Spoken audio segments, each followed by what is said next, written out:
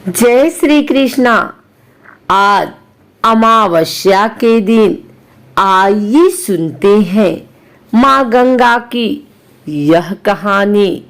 नारद जी ने पूछा कि श्री हरि के चरण कमलों में प्रकट हुई गंगा किस प्रकार ब्रह्मा जी के कमंडल में रही। गंगा भगवान की प्रेयसी भी है।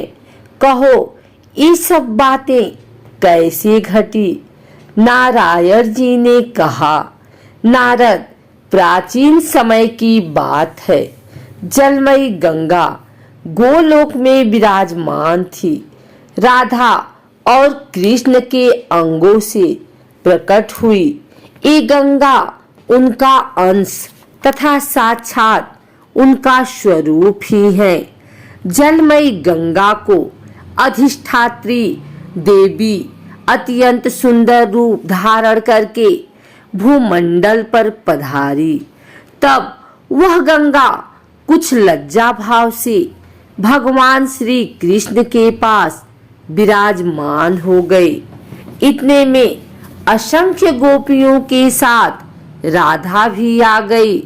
राधिका को आता देखकर कृष्ण उठकर खड़े हो गए और कुछ हंसकर आश्चर्य भाव से मधुर वचनों में बातचीत करने लगे। गंगा भी तुरंत उठ गई और राधा का स्तवन किया। राधा ने कहा, प्राणेश, आपके प्रसन्न मुख कमल को निहारने वाली एक कल्याणी कौन है। इसके मन में मिलने की इच्छा है। आपके मनोहर रूप ने इसे अचेत कर दिया है। इसके सब अंग पुलकित हो रहे हैं। राधा ने साध्वी गंगा से भी कुछ कहना चाहा। गंगा योग में प्रवीण थी। गंगा को योग से राधा का मनोभाव भी ज्ञात हो गया। अतः बीच सभा में ही अंतर ध्यान होकर वे अपने जल में प्रविष्ट हो गए। तब सिद्ध योगिनी राधा ने योग से इस रहस्य को जानकर उस जल स्वरूपिणी गंगा को अंजलि से उठाकर पीना आरंभ कर दिया। ऐसी स्थिति में राधा का अभिप्राय भी गंगा से छिपा न रह सका। अतः वह भगवान श्री कृष्ण की शरण में जाकर लीन हो गई। तब राधा ने गंगा को गोलोक, बैकुंठ लोक तथा ब्रह्मलोक आदि सब जगहों पर ढूंढा, परंतु वह कहीं न मिली। उस समय सर्वत्र जी का नितांत अभाव हो गया।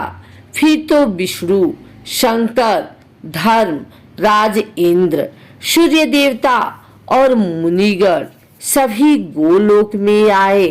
भगवान श्री कृष्ण को उपस्थित सभी देवताओं ने प्रणाम करके उनका स्वागत किया।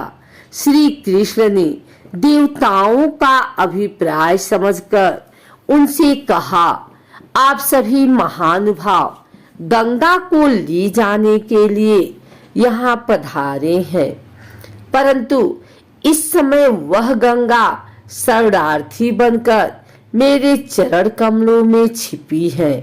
मैं आप लोगों को उसे सहर्ष सौंप दूंगा, लेकिन आप पहले उसे निर्भय कर दें, क्योंकि राधा उसे पी जाने के लिए उद्धत थी।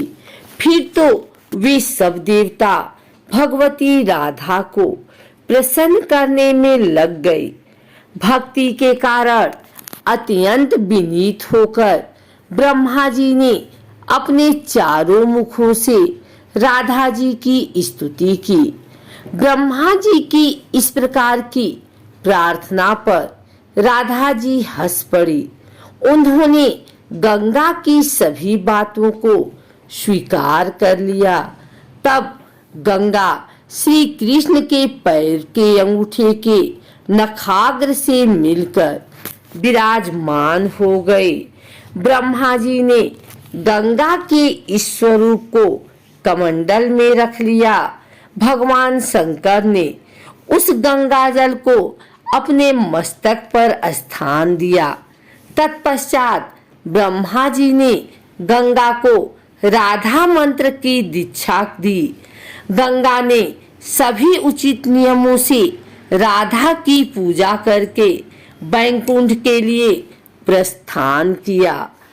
जब गंगा बैकुंठ को चली गई तब ब्रह्मा जी भी बैकुंठ पहुँचे और जगत प्रभु श्री हरि को प्रणाम करके कहने लगे, भगवान श्री राधा और श्री कृष्ण के अंग से प्रकट हुई ब्रह्मद्रव स्वरूपणी गंगा इस समय एक देवी के रूप में सुशोभित है।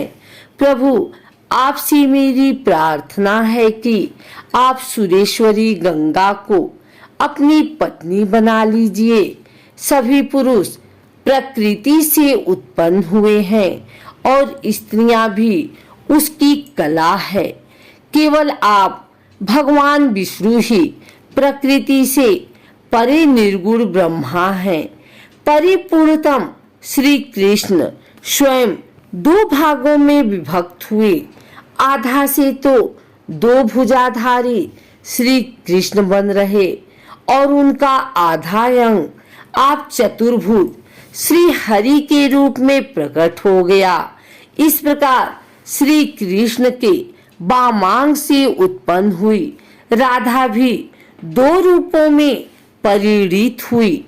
दाहिने अंश से वे स्वयं रही और बाएं अंश से लक्ष्मी का प्राकट्य हुआ।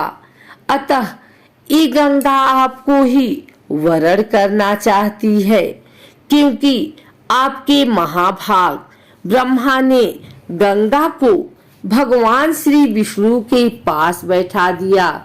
फिर स्वयं श्री हरि ने विवाह के लिए नियमानुसार गंगा को ग्रहण कर लिया और वे उनके प्रियतम बन गए।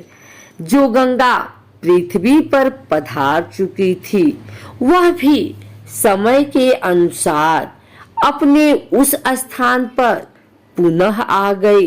भगवान के चरण कमलों से प्रकट होने के कारण गंगा जी विष्णुपदी नाम से प्रसिद्ध हुई। तब से गंगा माँ को विष्णुपदी नाम से जाना जाने लगा।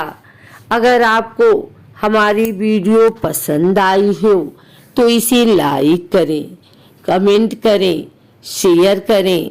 हमारे चैनल भक्ति गाथा को सब्सक्राइब करके बेल नोटिफिकेशन ऑल पर सेट कर लें ताकि आगे आने वाली वीडियो सबसे पहले आप तक पहुंच सके। धन्यवाद।